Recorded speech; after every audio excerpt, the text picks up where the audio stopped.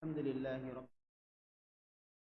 صلاة وسلاما مبعوث رحمة للعالمين وعلى آله وأصحابه ومن تبعهم بإحسان إلى يوم الدين. أشهد أن لا إله إلا الله وحده لا شريك له وأشهد أن محمدا عبده ورسوله لا نبي بعده. قال ربنا سبحانه وتعالى: يا أيها الذين آمنوا اتقوا الله وقولوا قولا سديدا يصلح لكم أعمالكم ويغفر الله ورسوله فقد فاز فوزا عظيما. Amma ba'd.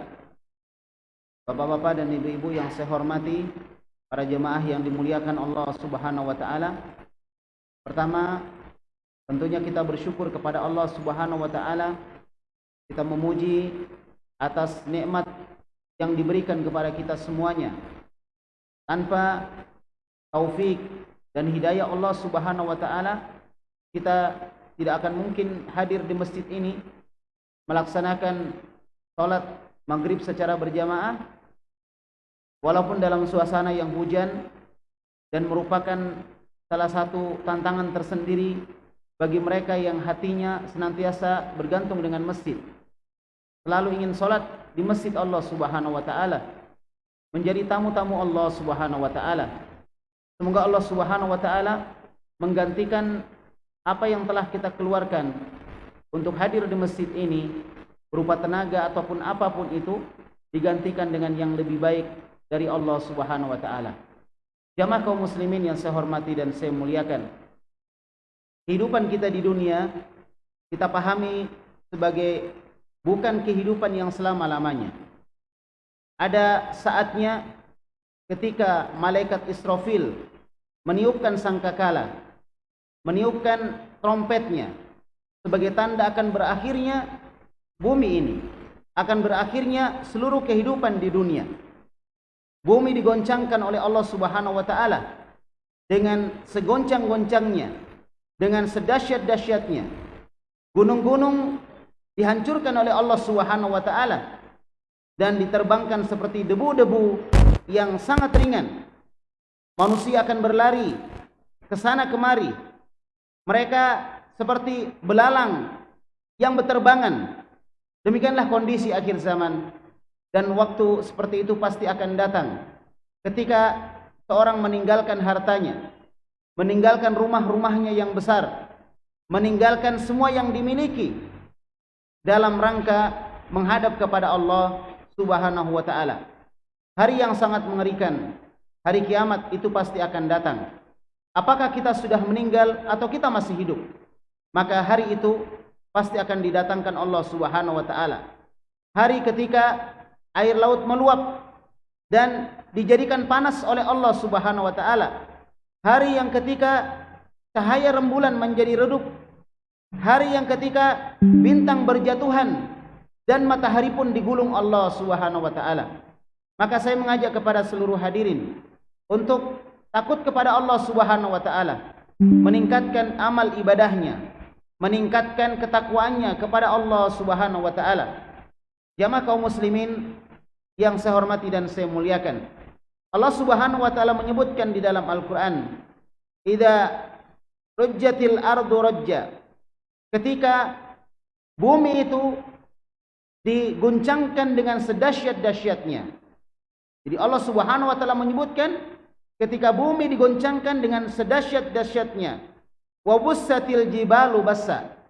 Dan gunung-gunung dihancur luluhkan oleh Allah Subhanahu wa taala dengan sehancur-hancurnya.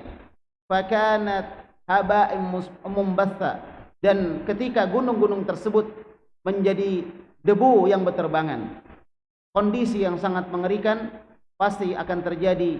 Oleh karena itu, mari kita senantiasa menambah amalan kita, menambah pahala kita, ya, menambah kebaikan-kebaikan dan mentaati perintah Allah Subhanahu wa taala, meninggalkan larangannya. Bagi mereka yang berdosa, hendaklah dia bertaubat kepada Allah Subhanahu wa taala, kembali kepadanya. Salat yang kita kerjakan adalah salah satu perkara yang akan menolong dan membantu kita. Allah Subhanahu wa taala berfirman, wasta'inu bis-sabri was-shalah. Jadikanlah sabar dan salat itu sebagai penolong. Jamaah kaum muslimin yang saya hormati, di antara perkara yang menunjukkan kengerian hari pembalasan, dahsyatnya hari pembalasan yang disebutkan Allah Subhanahu wa taala dalam surah Al-Hajj. Allah Subhanahu wa taala berfirman, "Ya ayyuhan nasu taqu rabbakum." Wahai manusia, bertakwalah kalian kepada Rabb kalian, kepada Tuhan kalian. Inna zalzalatas saati syai'un azim. Sesungguhnya keguncangan hari kiamat itu adalah perkara yang sangat besar. Hari kiamat bukan seperti orang menyaksikan atau merasakan gempa. Kegoncangannya sangat dahsyat sekali. Oleh karena itu disebutkan oleh Allah Subhanahu wa taala, inna zalzalatas saati syai'un azim. Sesungguhnya kegoncangan hari kiamat adalah kegoncangan yang sangat besar, kejadian yang sangat besar. Yauma tarawunaha, pada hari itu kalian akan melihat kegoncangan tersebut. Tadhalu kullu murdiatin amma arda'at. Wanita-wanita yang menyusui akan lalai dengan anak-anak yang dia susui. Di mana kejadian seperti itu di masa sekarang, di masa kita aman, belum terjadi hari kiamat, tidak akan mungkin ada seorang ibu yang melalaikan dan tidak memperhatikan anaknya yang sedang dia susui. Tetapi pada hari kiamat, seorang ibu yang punya perhatian, sayang kepada anaknya, itu tidak ada lagi muncul rasa sayang itu. Karena takutnya dia kepada kejadian pada saat itu. Orang-orang atau ibu-ibu, wanita-wanita yang menyusui anaknya, dia lupa dengan apa yang dia lakukan. Kemudian disebutkan Allah Subhanahu wa taala di dalam Al-Qur'an, wa tadau kullu dzati hamlin hamlaha. Dan wanita-wanita yang mengandung menggugurkan kandungannya. Jadi itu kandungan keluar dengan sendirinya, gugur dengan sendirinya. Saking takutnya manusia pada hari itu. Wa taran nasa sukara, dan kalian melihat manusia itu mabuk.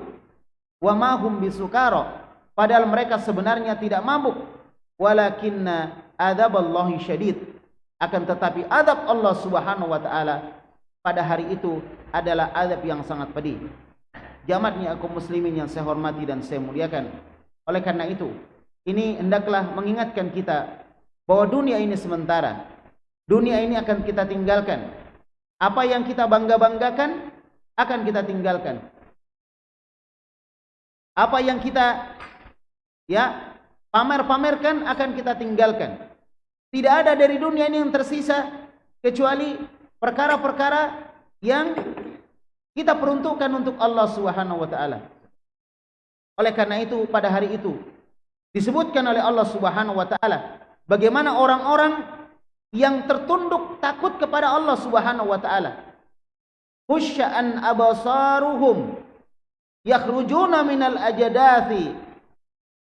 Mereka takut dan menundukkan pandangan mereka, dan mereka keluar dari kuburnya atau dikeluarkan dari kuburnya, ka'annahum jaradum muntashir, seakan-akan mereka seperti jaradum muntashir, seperti belalang yang berterbangan.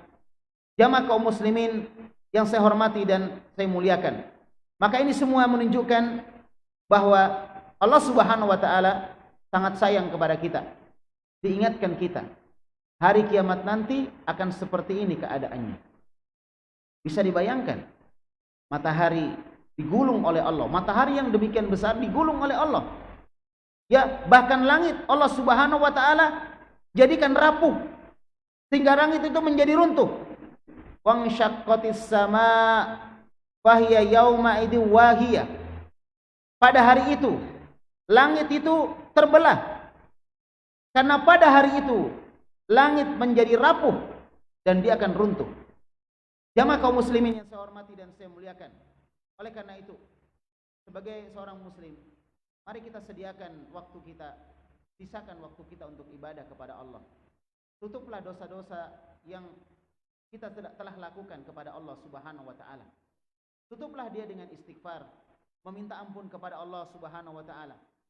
Nabi kita Muhammad SAW di setiap hari beliau beristighfar dan bertobat kepada Allah Subhanahu wa taala 70 sampai 100 kali dalam satu hari. Bisa dibayangkan, Nabi Muhammad SAW telah diampuni dosanya yang telah lalu dan akan datang, beristighfar kepada Allah Subhanahu wa taala, meminta ampun kepada Allah. Bahkan pernah beliau ketika sholat dilihat oleh Aisyah, sholat malam, itu sampai kaki beliau bengkak. Maka Aisyah pun bertanya kepada Rasulullah SAW, "Ya Rasulullah, kenapa anda sholat sampai seperti itu?" Maka Nabi SAW menyebutkan, "Afala akunu abdan syakura." Wahai Aisyah, tidak bolehkah aku menjadi seorang hamba yang bersyukur kepada Allah Subhanahu wa taala? Jamaah kaum muslimin yang saya hormati, betapa banyak dosa dan kesalahan kita. Setiap manusia pasti punya banyak kesalahan kepada Allah atau mungkin kepada manusia yang lainnya. Nabi kita di dalam hadis yang diriwayatkan oleh Imam Abu Dawud, beliau bersabda, "Kullu bani Adam khata'." Setiap manusia itu banyak melakukan kesalahan. Wa khairul khata'in at-tawwabun. Dan sebaik-baik orang yang melakukan kesalahan adalah orang yang bertobat kepada Allah Subhanahu wa taala.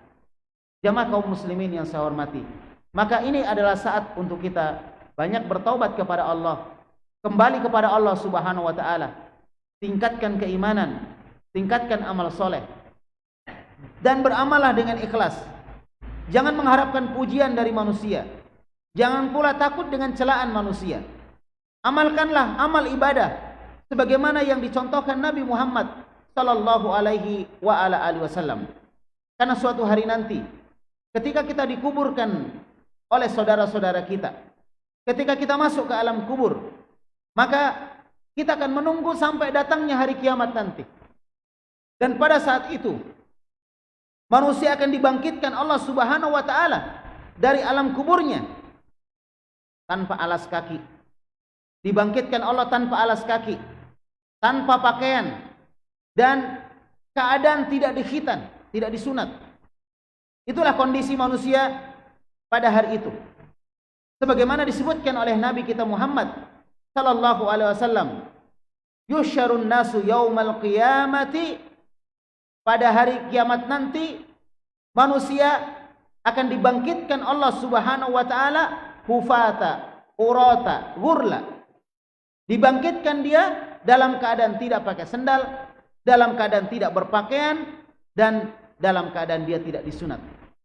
Maka waktu itu Aisyah radhiyallahu anha bertanya kepada Rasulullah sallallahu alaihi wasallam, "Wahai Rasulullah, nanti kalau mereka tidak pakai pakaian, mereka saling melihat." Kata Nabi alaihi salatu wasallam, mereka tidak saling melihat karena mereka takut kepada Allah, dan saking takutnya mereka tidak melihat apa yang ada di sekeliling mereka. Sangat mengerikan hari pembalasan itu. Kapan kita mau bertobat kepada Allah Subhanahu wa taala? Kapan kita mau menutup dosa-dosa kita?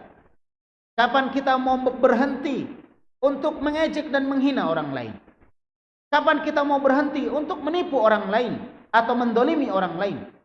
Maka hendaklah kita menutup semua itu, karena Allah Subhanahu wa taala masih memberikan kepada kita kesempatan. Pada hari itu jamaah kaum muslimin, manusia dibangkitkan Allah Subhanahu wa taala dalam keadaan yang bermacam-macam.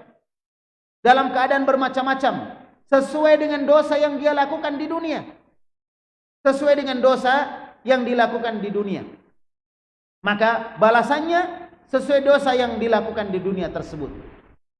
Jamaah kaum muslimin yang saya hormati dan saya muliakan. Kemudian setelah itu, setelah mereka dibangkitkan dari alam kubur, setelah sebelumnya bumi, langit, seluruh isinya dihancur, diluluh lantahkan Allah Subhanahu wa taala. Setelah Allah Subhanahu wa taala menggulung matahari, maka kemudian Allah Subhanahu wa taala membentangkan bumi, ditarik dan kemudian didatarkan, dijadikan rata. Subhanallah. Itu yang kita kenal dengan padang mahsyar. Dikumpulkan seluruh manusia, mulai dari zaman Nabi Adam sampai manusia terakhir, dikumpulkan di situ. Manusia melanjutkan perjalanan mereka untuk menuju kepada persidangan yang adil. orang-orang yang pada hari ini tidak adil kepada manusia, Allah Subhanahu wa taala akan adili dia nanti di hari kiamat. Maka hati-hatilah berbuat zalim kepada manusia. Karena Nabi SAW bersabda, "Adz-dzulmu dzulmatun yaumal qiyamah." Kezaliman itu adalah kegelapan pada hari kiamat.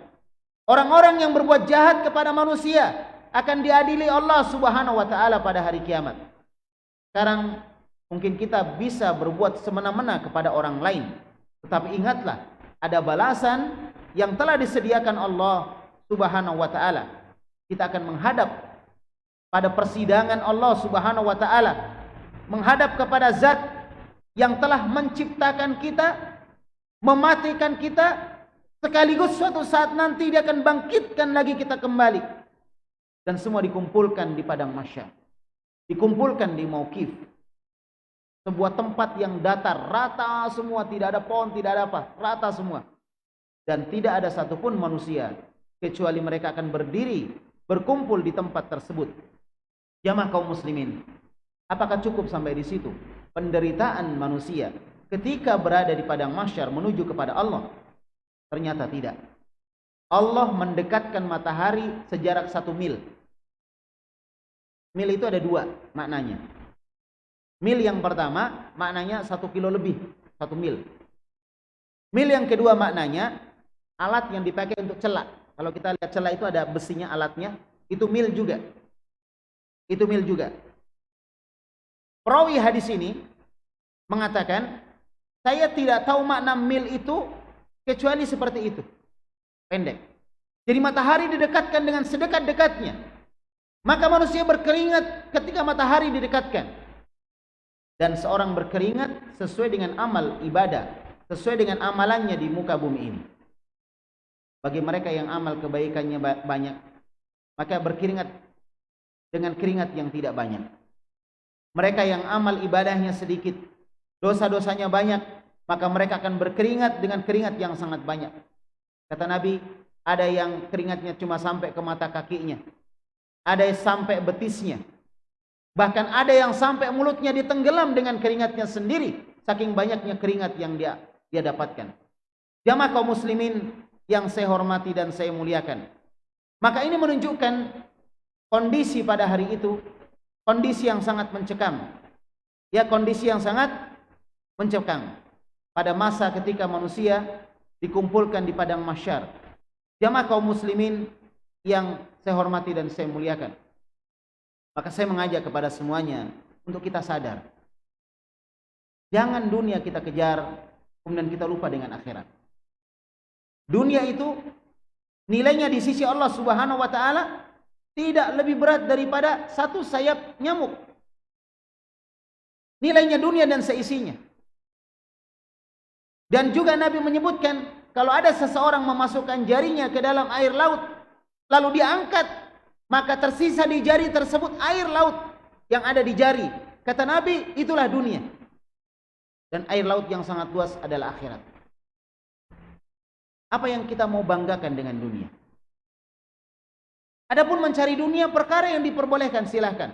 Tetapi jangan sampai kita mengorbankan sesuatu yang lebih besar daripada dunia, yaitu akhirat. Surga Allah Subhanahu wa taala. Sampai terkadang ada orang jualan sampai tidak sempat lagi dia sholat. Dia berangkat jualan sebelum subuh. Sampai di pasar dia jualan, tidak sempat dia sholat subuh. Dia jualan sampai sore, dia pulang ke rumah, sampai di rumah sudah selesai sholat maghrib, dia istirahat karena dia capek, dia tidak sempat juga melaksanakan sholat asar. Apa? Sholat isya. Dia ini sudah setengah mati. Di pasar dia harus cari uang, panas-panasan, menjual, melayani pembeli, sampai kadang tidur pun tidak sempat. Apakah penderitaan yang dia sudah dapatkan di dunia seperti itu, dia mau lanjutkan lagi di alam kubur, atau dia lanjutkan lagi nanti di hari kiamat, di hari pembalasan? Maka semoga Allah Subhanahu wa taala menjaga kita. Para sahabat, para ulama terdahulu, mereka bersungguh-sungguh menunjukkan rasa takutnya kepada Allah Subhanahu wa taala. Dan neraka Allah Subhanahu wa taala pasti akan penuh.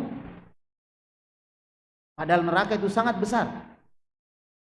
Di dalam hadis yang diriwayatkan oleh Imam Muslim, Nabi kita Muhammad sallallahu alaihi wasallam bersabda, "Yu'ta bi jahannama ya yauma idzin." Akan didatangkan neraka jahanam pada hari kiamat nanti. Laha sab'una alfi zamaman. Dan neraka itu memiliki ya 70.000 tali kekang. Ada sab'una alfi zamam, ada 70.000 tali kekang. Jadi ada tali neraka itu 70.000 jumlahnya semuanya. Kita akan tunjukkan bagaimana besarnya neraka. Ma'akulli zamamin sab'una alfi malakin. Dan setiap tali kekang ada 70.000 malaikat. Yajurrunaha, yang menarik neraka tersebut. Ini besarnya, itu akan penuh. Apa banyaknya manusia yang masuk ke dalam neraka.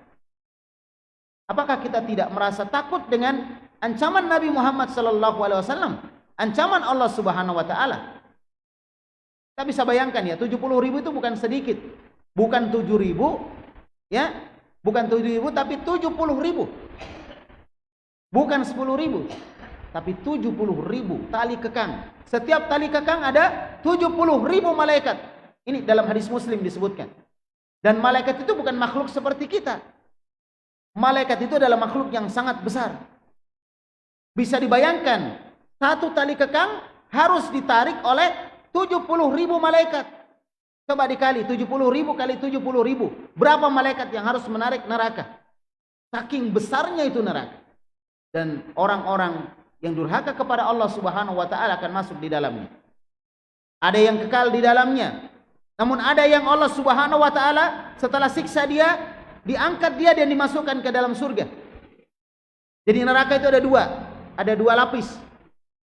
Lapisan yang pertama adalah lapisan yang kekal, tidak akan hilang selama-lamanya. Kekal.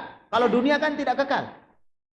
Mulai dari pertama kali diciptakan dunia, mulai dari Nabi Adam ada di muka bumi sampai hari kiamat, itu lama sekali waktunya. Tapi bumi ini tidak kekal. Adapun surga neraka itu kekal. Jadi bagian neraka yang satu itu kekal. Bagian yang satunya lagi itu akan hilang setelah orang-orang yang berdosa dibakar di situ, disiksa di situ, habis dosanya, diangkat, dimasukkan ke dalam surga. Tetapi banyak dari orang-orang yang kekal di dalam neraka. Kenapa? Dosa-dosanya tidak bisa dibakar oleh api neraka. Apa dosa yang tidak bisa dibakar oleh api neraka? Dosa kesyirikan, menduakan Allah Subhanahu wa taala. Innahu may yusyrik billah faqad harramallahu alaihi al-jannah wa ma'wahu an-nar wa ma lidh-dhalimin min ansar.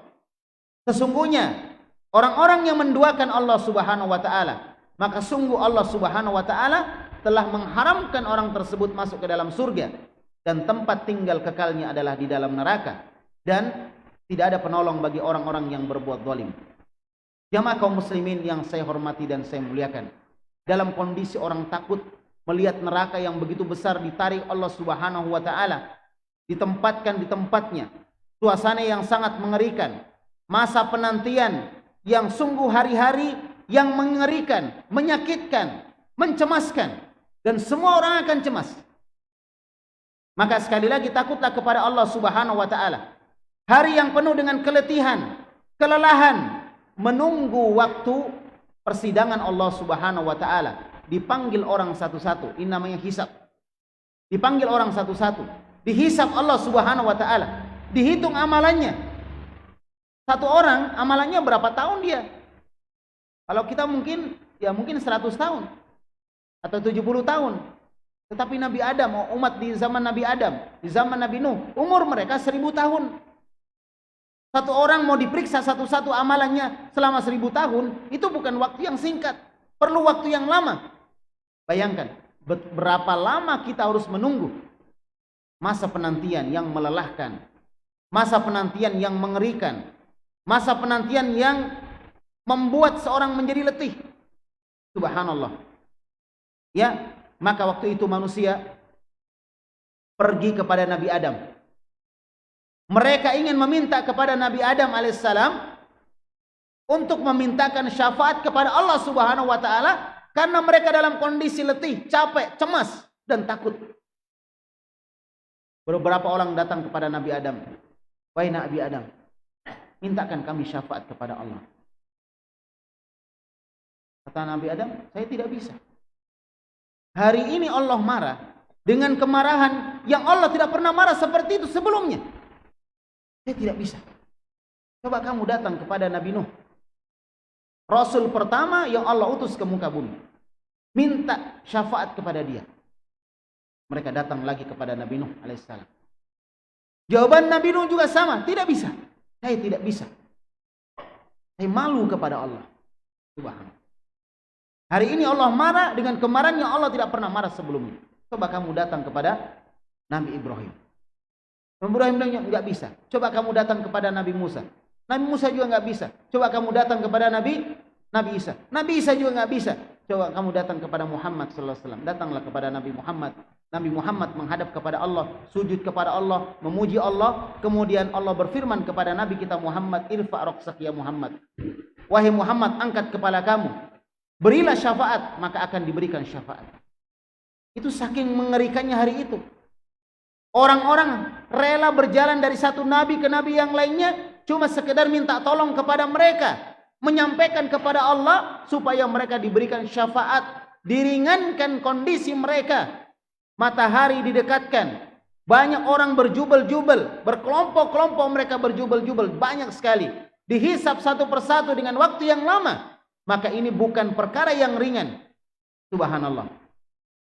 Demikianlah. Maka kemudian diadakan persidangan di hari kiamat. Di hari akhir. Hari pembalasan. Allah Subhanahu wa taala datang. Para malaikat berbaris, ya, menunggu kedatangan Allah Subhanahu wa taala. Tibalah hari persidangan. Hari ketika amalan-amalan manusia diperhadapkan kepada Allah Subhanahu wa taala. Manusia yang selama di dunia suka mencaci maki, suka mencela, mengejek, menghina, ya, mendolimi orang lain, ya, mengambil harta orang lain, membunuh, menyakiti orang lain dan lain sebagainya dari amalan-amalan kejelekan, ya, mereka akan dihinakan oleh Allah Subhanahu wa taala pada hari kiamat. Mereka akan mendapatkan balasan sesuai dengan apa yang mereka dapatkan. Sampai orang-orang yang melakukan kedoliman kepada orang lain disebutkan oleh Nabi sallallahu alaihi wasallam, "Atadruna manil muflis?" Wahai sahabatku, tahukah kamu siapa orang yang bangkrut itu? Nabi tanya kepada sahabat, siapa orang yang bangkrut? Maka kata sahabat, ya Rasulullah, orang bangkrut itu adalah orang yang tidak punya uang dan tidak punya barang-barang. Kata para sahabat. Maka Nabi SAW menyebutkan, bukan itu orang yang bangkrut. Orang bangkrut itu adalah orang dari kalangan umatku, kata Nabi, orang yang datang pada hari kiamat dengan membawa pahala amalan sholatnya, membawa amalan puasanya, membawa amalan zakatnya. Tetapi orang ini telah mencela, mencaci, mengejek, menghina si fulan, telah mendolimi si fulan, memakan harta si fulan, menumpahkan darah si fulan. Maka orang tersebut akan diadili Allah Subhanahu wa taala dan dia akan memberikan kebaikannya, pahalanya dibagikan kepada orang-orang yang telah dia dolimi. Hati-hati. Bapak-bapak dan ibu-ibu kaum muslimin yang saya hormati dan saya muliakan. Pada hari kiamat itu tidak ada harta yang bermanfaat untuk kita. Yauma la yanfa'u malun wala banun. Pada hari itu harta dan anak-anak sudah tidak ada lagi manfaatnya. Tidak ada gunanya lagi. Bapak-bapak punya harta 1 miliar, 2 miliar di dunia, di akhirat tidak ada manfaatnya. Kalau tidak digunakan di jalan Allah Subhanahu wa taala. Kalau tidak dimanfaatkan harta itu untuk kebaikan, harta itu tidak akan ada manfaatnya.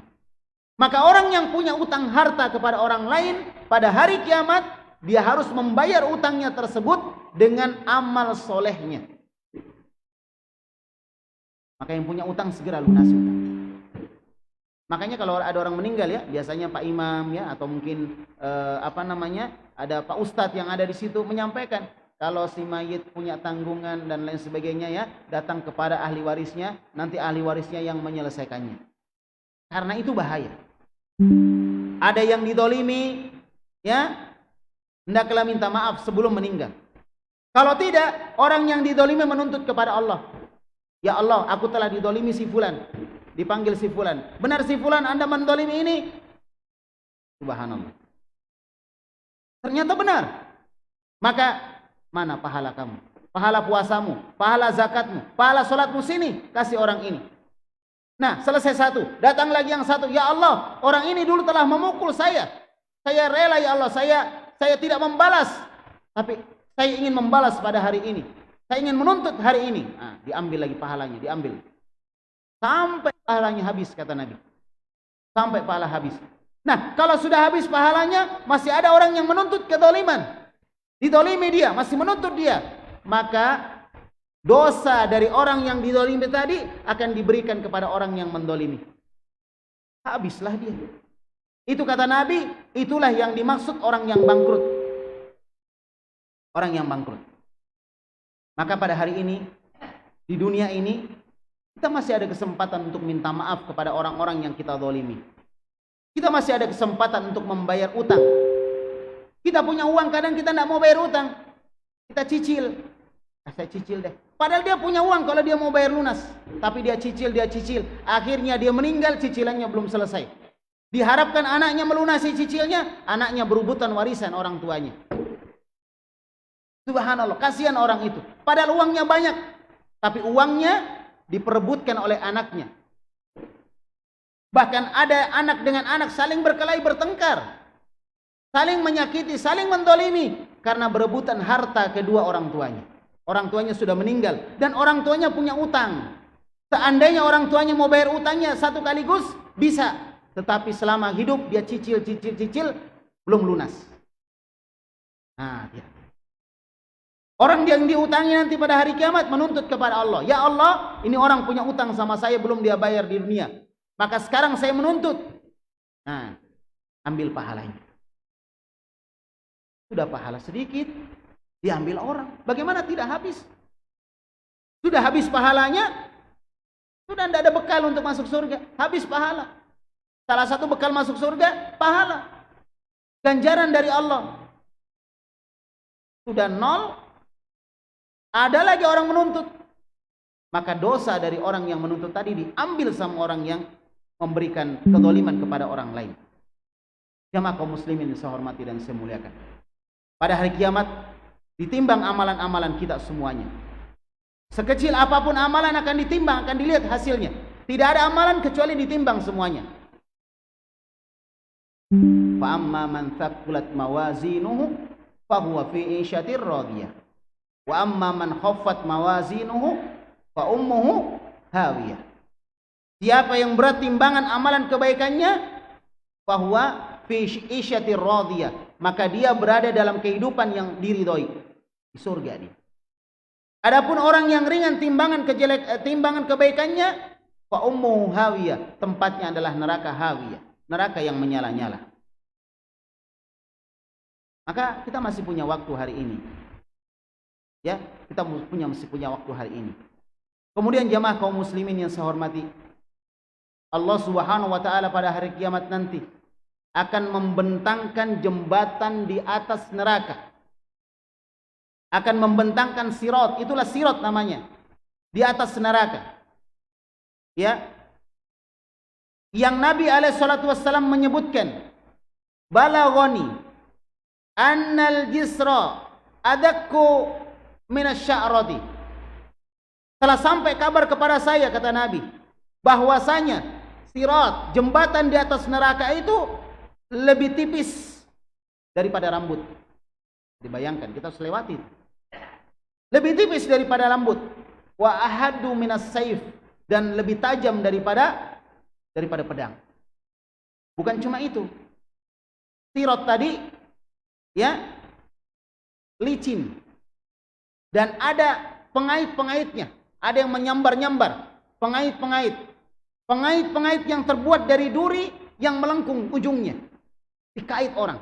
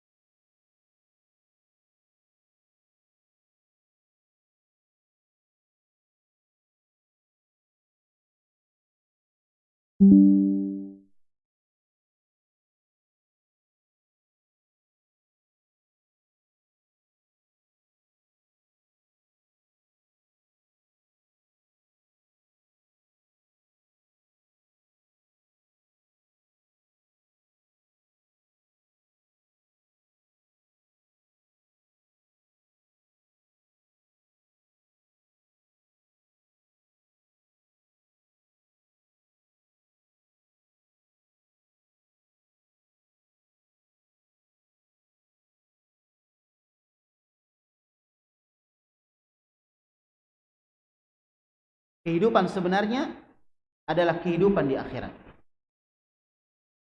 Dan hari ini kehidupan akhirat itu cuma cerita. Kita dengar cerita-ceritanya. Kita belum alami. Dan kehidupan dunia itu nyata di depan kita. Uang jelas di depan kita. Harta, rumah ada di depan kita. Mobil ada di depan kita. Sekarang, hari ini. Kehidupan dunia nyata. Kehidupan akhirat tidak kelihatan. Tapi suatu hari nanti, ketika orang-orang berada di hari kiamat nanti, di hari akhir, kehidupan akhirat adalah kehidupan yang nyata. Dan kehidupan dunia cuma cerita. Akan kita tinggalkan semua itu. Allah masih memberikan kepada kita kesempatan. Maka hendaklah kita takut kepada Allah Subhanahu wa taala. Semoga Allah Subhanahu wa taala mempertemukan kita di tempat yang baik. Semoga Allah Subhanahu wa taala menjadikan kita orang-orang yang sadar dan ingat kepada Allah Subhanahu wa taala ketika Allah mengingatkan kita dengan banyak ayat-ayatnya. Dan ketika Nabi Muhammad sallallahu alaihi wasallam mengingatkan kita dengan banyak hadisnya tentang ngerinya hari kiamat. Jangankan hari kiamat, di akhirat nanti, di alam kubur itu sudah mengerikan. Kita sudah ditanya tiga perkara. Man rabbuk, siapa Tuhanmu? Ma dinuk, apa agamamu? Wa man hadar rajul alladzi bu'itsa fikum, siapa laki-laki yang diutus kepada kamu? Kita akan ditanya 3 perkara. Bagi siapa yang bisa menjawab 3 perkara ini, maka dia akan bahagia di alam kubur. Dia akan tidur seperti tidurnya seorang pengantin. Tidak dirasa hari kiamat sudah tiba. Akan dicium bau surga padahal dia belum masuk surga. Tetapi orang yang tidak bisa menjawab pertanyaan tersebut, ditanya man rabbuk, siapa Tuhanmu? Dia mengatakan ha la adri. Sami'tun nasa yaqulu syai'an faqultu. Dia mengatakan saya tidak tahu. Dulu pernah saya dengar manusia mengatakan begini, saya ikut-ikut bilang seperti itu. Dicambuk, dipukul dengan palu yang besar oleh malaikat. Malaikat yang sangat mengerikan. Subhanallah. Ya. Ditanya lagi, apa agamamu? Sama, dia enggak tahu. Dia bilang gitu. La adri. Saya tidak tahu. Kata para ulama, dia mengatakan itu dia sedang ingat-ingat. Berarti dia pernah tahu. Dia ingat-ingat, tapi dia tidak ingat. Ujung-ujungnya dia bilang la adri, saya tidak tahu. Yang terakhir ditanya, siapa orang yang diutus kepada kamu? Itu Nabi Muhammad. Dia juga mengatakan sama. Dia ingat-ingat, gitu. Dia ingat. Tapi dia enggak ingat. Subhanallah. Karena itu ujian. Sama kalau kita lagi ujian di sekolah, malamnya kita sudah belajar, semua buku sudah kita baca, besoknya pas ujian kita lupa. Aduh, apa tadi malam ini? Lupa. Jadi sekarang kita tahu. Dan kita mengatakan, wah gampang. Ditanya Tuhan bilang Allah. Ditanya Nabi, bilang Muhammad. Ditanya agama, bilang Islam. Sekarang. Tapi apakah di alam kubur kita bisa menjawab seperti itu? Tergantung bagaimana amalan kita di dunia. Mungkin kita akan lupa. Semoga Allah menjaga kita semua, Bapak dan Ibu sekalian, para jamaah sekalian yang Allah Subhanahu wa taala muliakan. Semoga Allah Subhanahu wa taala menjadikan kita orang-orang yang bisa mengambil pelajaran dari peringatan Allah Subhanahu wa taala. Wa dzakir fa inna dzikra tanfa'ul mu'minin. Berilah peringatan karena peringatan itu sangat bermanfaat untuk orang-orang beriman. Kemudian yang terakhir, saya mengucapkan terima kasih banyak, jazakumullahu khairan katsira. Semoga Allah membalas kebaikan yang banyak kepada seluruh panitia, ya Bapak Imam, Bapak pengurus, dan para jamaah sekalian yang ada di masjid ini. Semoga Allah mempersaudarakan kita di atas kebaikan, dijadikan kita selalu nasihat-menasihat di dalam kebaikan, dan semoga itu semua menjadi bukti bahwa kita cinta dengan kebaikan yang akan mengantarkan insyaallah masuk ke dalam surga Allah Subhanahu wa taala. Masuk surga itu susah, tapi akan dimudahkan bagi siapa yang dimudahkan Allah Subhanahu wa taala. Subhanakallahumma wa bihamdik, asyhadu an la ilaha illa anta, astaghfiruka wa atubu ilaik. Wa sallallahu ala nabiyyina Muhammad wa ala alihi wa sahbihi wasallam. Wa akhiru da'wana anil hamdulillahi rabbil alamin. Assalamualaikum warahmatullahi wabarakatuh.